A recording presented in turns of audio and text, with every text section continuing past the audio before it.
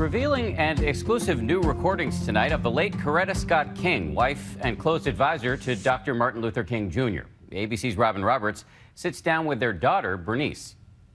I have a dream. They are some of the most revered words in American history. I have a dream that one day this nation will rise up and live out the true meaning of its creed. We hold these truths to be self-evident, that all men are created equal. Martin Luther King Jr.'s I Have a Dream speech, heralding his vision of racial justice and equality in America, cementing his place in history. But Coretta King, the wife of the man we honor today, was herself crucial to the struggle for civil rights. She was a very powerful woman. Dr. Bernice King is the youngest of the couple's 4 children. And as she used to say, came from great stock. And Martin didn't make her. When they met, she was prepared. In newly released audio tapes, Mrs. King made it clear from the beginning of their marriage that she would be a force to be reckoned with. Listen closely to this exclusive recording as Mrs. King recalls a conversation she had with her husband. And I said, well, you know, I love being your wife and the mother of your children, but if that was all that I did, I would go crazy. The tapes are the basis of her posthumously released memoir, My Life, My Love, My Legacy. Your father wrote this about your mother. A wife can either make or break a husband. My wife was always stronger than I was through the struggle. In the darkest moments, she always brought the light of hope.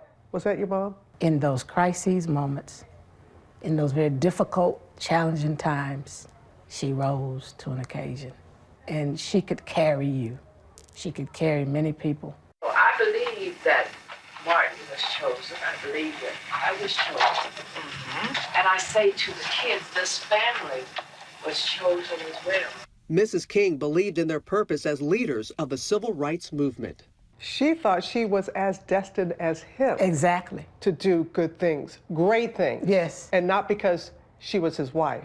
Nonviolence is the most powerful force that we have for the counteracting of hatred, bitterness, and violence which have infested our society. And I honestly believe in a different kind of way she did greater things, probably because she lived longer, but also because she had the insight to see who he really was. Out of the spotlight, the Kings were like any other young couple.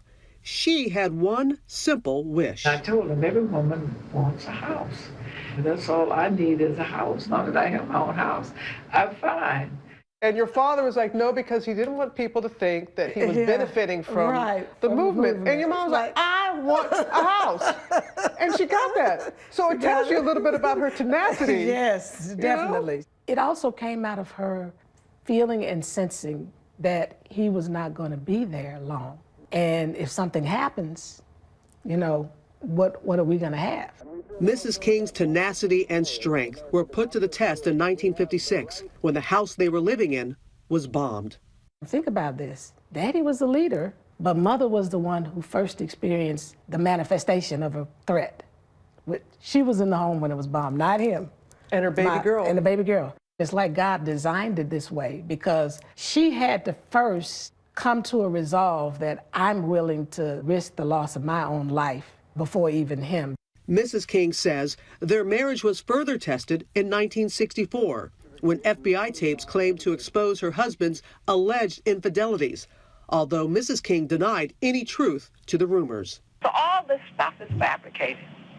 And I think that was Martin's great concern, that something could happen like that. Because, see, my husband was one of the most moral persons that I have ever known. And, I mean, at every level, personally as well as publicly.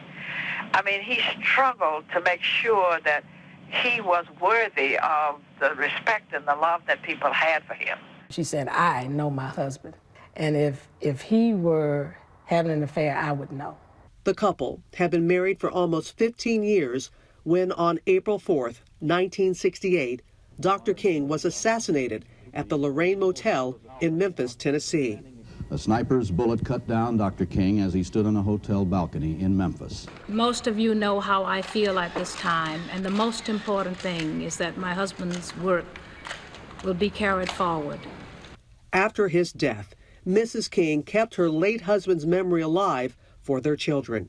You know, my mother invoked him every chance she got in our home. You know, if we're at the dinner table, the breakfast table, in conversation, she would always say, "Your father." Your father would say, "Your father. Your father said this. Your father." And worked tirelessly to ensure his place in history. All right-thinking Americans are joined in spirit with us this day as the highest recognition which this nation gives is bestowed upon Martin Luther King, Jr. She was the architect of this King legacy.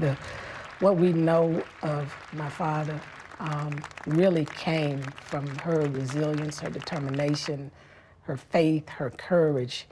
Here at the King Center in Atlanta, Dr. Bernice King discussed her hope for maintaining her parents' legacy of peace and understanding. How do we use what your mother and father fought so hard for to move forward? I'm going to use his quote and her quote. His quote is, "People hate each other because they fear each other. And they fear each other because they don't know each other. And they don't know each other because they are not communicating. They don't communicate because they're not connected." And then on the other hand, my mother said, "Struggle is a never-ending process. Freedom is never really won. You earn it and win it in every generation." She would help us to understand that we are all been called to this freedom struggle in the world. In these times, we have to be unrelenting in ensuring that certain freedoms are not lost, and that as we do it, when you think about my father's quote, we have to find a way, a common ground that we can move forward in. For Nightline, I'm Robin Roberts in Atlanta.